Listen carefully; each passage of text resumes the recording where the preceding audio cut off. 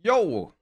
After how well received the last video I put out was, I decided to give you more like it and explain another neutral concept that I think a lot of people misunderstand. Even though there's an intuitive understanding, a lot of people haven't thought about it properly, and they are making some mental errors just intuitively that I want to fix by making you focus on them and hopefully, you know, figuring it out yourself afterwards. So, what am I talking about? I am talking about the difference between using space and losing space. Now, what do I mean by this? I mean that this position here is not the same as this position here.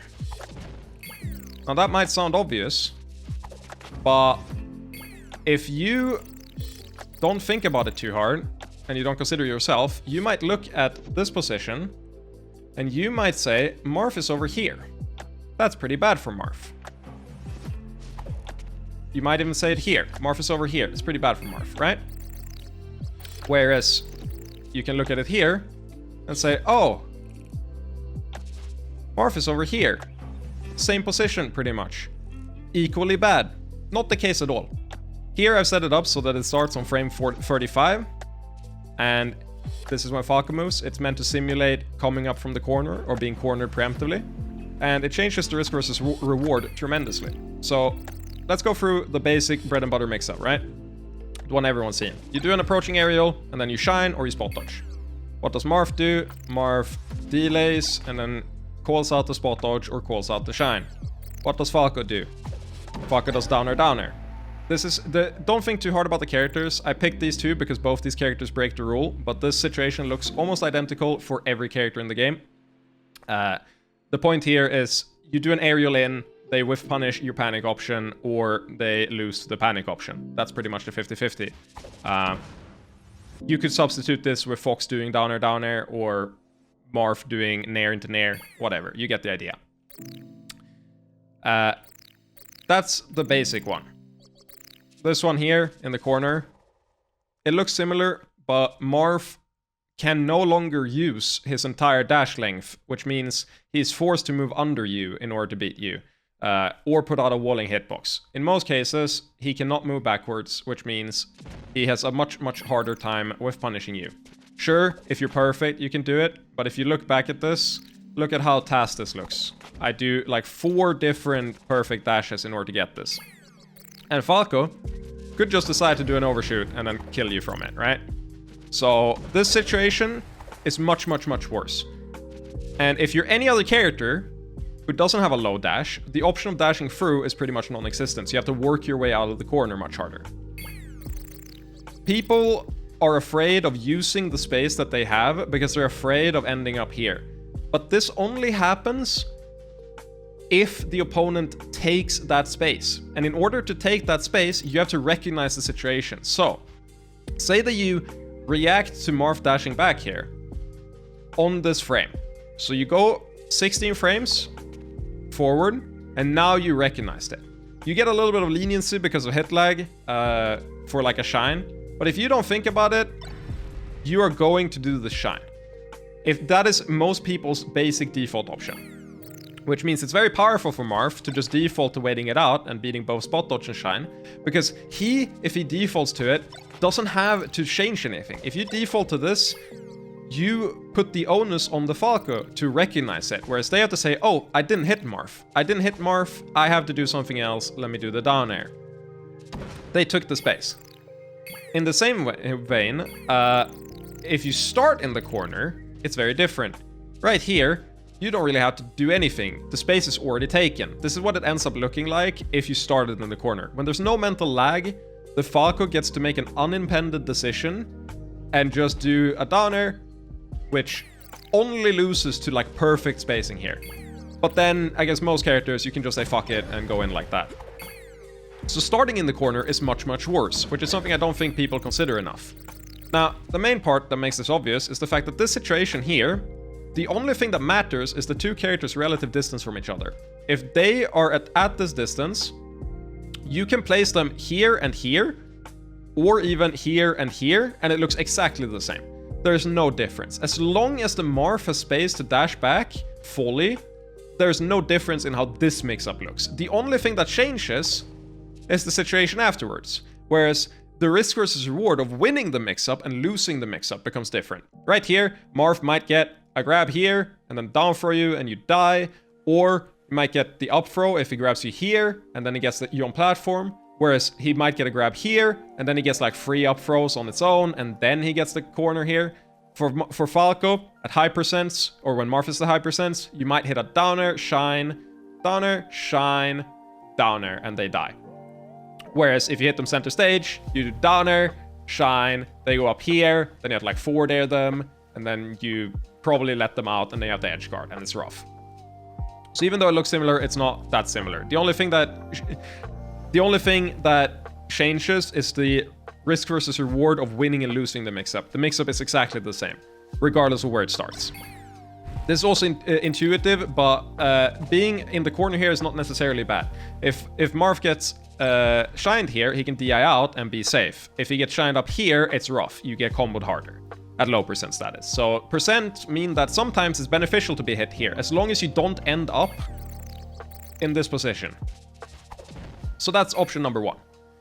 For most characters, they have a secret last option, which I think is very powerful, which is that they can do a neutral jump. And this is like visually indistinguishable from a regular jump. And then it beats the first grab, but it also beats the second delayed grab. The main thing is they can react to it and process the situation. But if they are doing this, if they're doing the first grab in as a whiff punish on this, then they are going to have to grab immediately if they don't want to lose to everything. They cannot actually react to this. They have to assume you're gonna land here somewhere and then call it out and hit you. If they delay it, they have more time and they can just say, oh, they didn't go where I thought they did, let's not do the grab. But it's still really, really good for you. So that's the secret last mix-up. You don't always have to mix between overshooting here and doing an instant option, doing a delayed option. You can also undershoot and then do an overshoot after, and it beats most things there. Obviously character dependent, but that's the gist of the basic mix-up. Corner, much, much worse. I showed it before. And now, the last thing I want to cover is just that Falco, being the character that he is, gets to ignore this. Doesn't actually get to ignore it, but essentially, Fiction made a video on this. As long as you have space to do the first laser independent, you can beat the mental lag by realizing that if they were here when you shot this laser, you don't have to think yet. You can do the second laser and then look at the situation.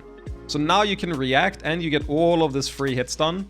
And now you can recognize the situation with another laser out. And now you can do this one and recognize if Marth didn't get hit by that laser and moved forward with like a nair, he ends up here.